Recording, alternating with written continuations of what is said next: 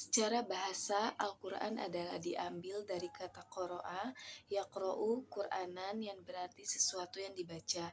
Arti ini mempunyai anjuran kepada umat Islam untuk membaca Al-Quran. Secara istilah, Al-Quran adalah firman Allah yang menjadi patokan kita semua. Ada faktor penting yang menjadi faktor karakteristik Al-Quran. 1. Al-Quran adalah firman Allah atau kalam Allah Subhanahu wa Ta'ala. 2. Al-Quran hanya diberikan kepada Nabi Muhammad SAW. 3. Al-Quran adalah mukjizat. 4. Membaca Al-Quran dicatat sebagai amal ibadah. 5. Al-Quran adalah kitab suci yang terpelihara. Fungsi Al-Quran. 1. Al-Huda atau petunjuk. Al-Quran menjadi petunjuk bagi manusia, petunjuk bagi orang-orang yang bertakwa dan beriman. 2. As-Sifa atau obat. Di dalam Al-Quran disebutkan bahwa Al-Quran merupakan obat bagi penyakit yang ada di dalam dada manusia. 3. Al-Furqan atau pemisah. Ini berkaitan dengan fungsi Al-Quran lainnya yang dapat menjadi pemisah antara yang hak dan yang batil. 4. Al-Mu'izzah atau nasihat. Al-Quran juga berfungsi sebagai penasihat bagi orang-orang yang bertakwa. Kata hadis berasal dari kata hadis, jama' al-hadis, al-hitsan, dan al-hutson. Namun yang terpopuler adalah al-hadis, dan lafal ini sering dipakai oleh para ulama hadis selama ini. Dari segi bahasa, kata ini memiliki banyak arti, diantaranya al-jadid, sesuatu yang baru, yang merupakan lawan dari kata al-qadim, sesuatu yang lama. Bisa diartikan pula sebagai al-kabar atau berita, dan al-qorib, sesuatu yang dekat. Secara istilah, hadis adalah perkataan Rasulullah yang menjadi dasar hukum ketika kita mengambil sebuah hukum. Adapun tujuan dari mempelajari ilmu hadis.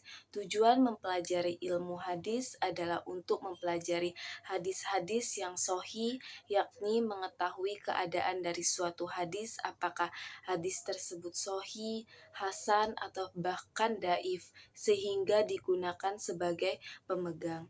Adapun macam-macam dari hadis. 1.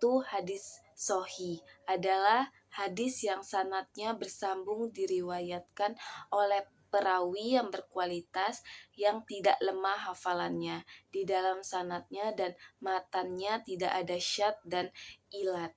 Contohnya yaitu hadis riwayat Bukhari, hadis riwayat Muslim, hadis riwayat Tirmizi. 2. Hadis hasan, hampir sama dengan hadis sahih, yaitu hadis yang rangkaian sanadnya bersambung, diriwayatkan oleh perawi yang adil dan dabit, yang tidak ada syadz dan ilatnya. Contohnya hadis hasan lidzatini dan hadis hasan lighorihi. 3. Hadis dhaif ialah hadis yang tidak memenuhi persyaratan hadis sahih dan hadis hasan dalam madzumah. Contohnya yaitu diriwayatkan oleh Juraisi An-Nahdi dari seorang laki-laki Bani Sulaiman. Rasulullah bersabda, puasa itu setengahnya kesabaran dan kesucian itu setengahnya iman. Ijma secara bahasa adalah sebagai suatu hal berupa pengumpulan berbagai macam perkara yang kemudian memberi hukum atas perkara tersebut, serta meyakini hukum tersebut. Ijma secara umum adalah sebuah kebulatan atau keputusan dari pendapat-pendapat yang berasal para ulama ijtihad setelah wafatnya Nabi Muhammad SAW, serta menggunakan hukum syara.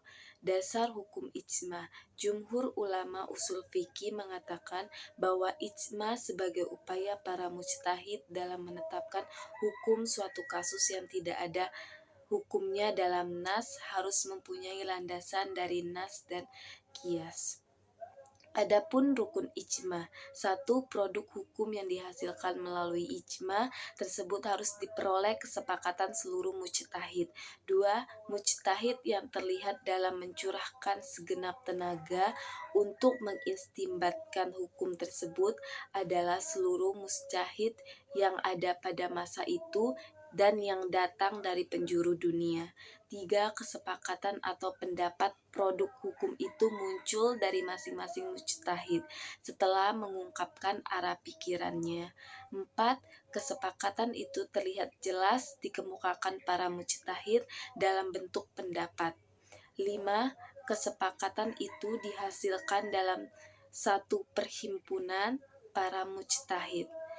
Adapun jenis-jenis ijma. Satu, ijma qauli. Ijma di mana para ulama mengeluarkan pendapat serta lisan maupun tertulis mengenai persetujuannya atas pendapat yang dikemukakan oleh ijtihad lain. Dua, ijma sukuti, yakni ijma yang terjadi ketika para ulama atau ahli ijtihad ini dianggap menyetujui pendapat yang dikemukakan oleh ahli ijtihad lainnya. Adapun contoh ijma, satu yaitu kesepakatan para ulama dan mujtahid atas diharamkannya minyak babi. Dua, para ulama telah berijma bahwa jual beli kamar tidak diperbolehkan.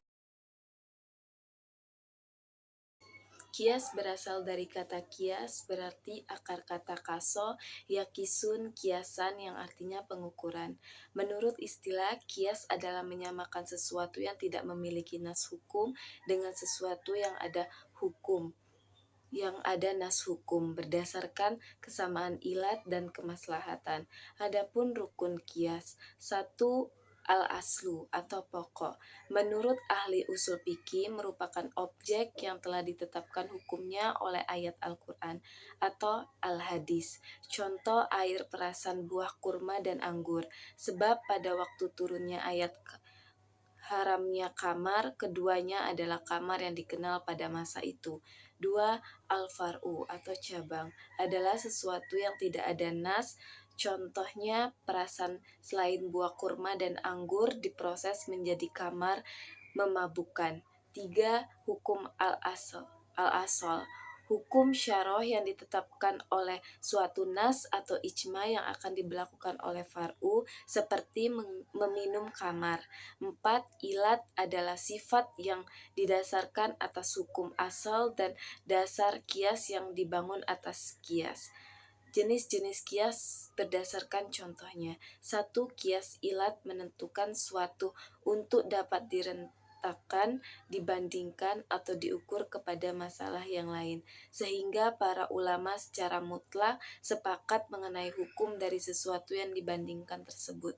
Contohnya hukum mengenal minuman anggur, buah anggur memang halal, tetapi ketika dibuat menjadi minuman akan mengandung alkohol memberi efek memabukkan, maka haram atau tidak boleh. Dua, kias dalalah, menunjukkan kepada hukum berdasarkan dalil ilat. Contohnya ketika mengkiaskan nabis dengan arak, di mana sama-sama mengeluarkan bau yang terdapat pada minuman yang memabukkan. Tiga, kias sahabah, yakni kias yang mempertemukan antara cabang dengan pokok persoalan hanya untuk perumpamaan. Contohnya, mengusap atau menyapu kepala anak berulang-ulang dan dibandingkan dengan menyapu lantai pakai sapu.